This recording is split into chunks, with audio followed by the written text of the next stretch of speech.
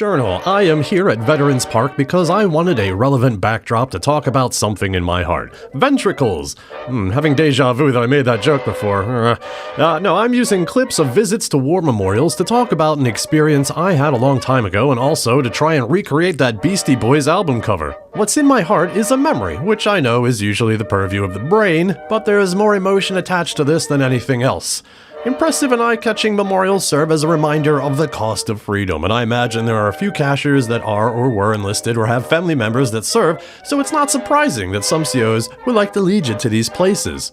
The thing is, many years ago, I was doing a multi-cache at a memorial, much like this one, and the multi was the style of get information here and ABC and XYZ and use them to calculate the coordinates, but while I was there, an older man showed up, and we made brief eye contact with a nod, and he walks off to a corner and starts crying. Crying actually seems like a light word for what he was doing. Exploded with anguish and grief would be more appropriate. I can actually feel his emotions again typing this out years later. It just radiated out from him, and I kind of wanted to cry too, but all I did was silently gather up my stuff, and I just left. I went home, I sat in the shower for a while. I can't continue to play the whimsical game of geocaching after that. And I know that this is self-centered of me and reminiscent of my problem with cemeteries, but this memory has been surfacing a lot at certain war memorials, even if they're totally empty. If it's just a display of armaments or hardware, I'm good, but anything that has a list of names of lost loved ones instantly reminds me of my earlier experience, and shortly thereafter, my desire for geocaching evaporates. Again, I feel selfish saying that. No, you can't play your game there. And obviously the easy solution is the one I have been applying. Ignore those caches. I understand that these places honor the dead and can give comfort to the living. This part of the memorial says, lest we forget, and I agree. I just don't want to remember when I'm playing a game that I use to help me forget about the problems of life, the universe, and everything in the first place. In essence, I have a hard time having a good time at a memorial. That's it, that's me. Feel free to judge, share your thoughts, but I just wanted to kind of get that off my chest, try and purge it from my heart, because going through life as a mostly emotionalist automaton is just easier.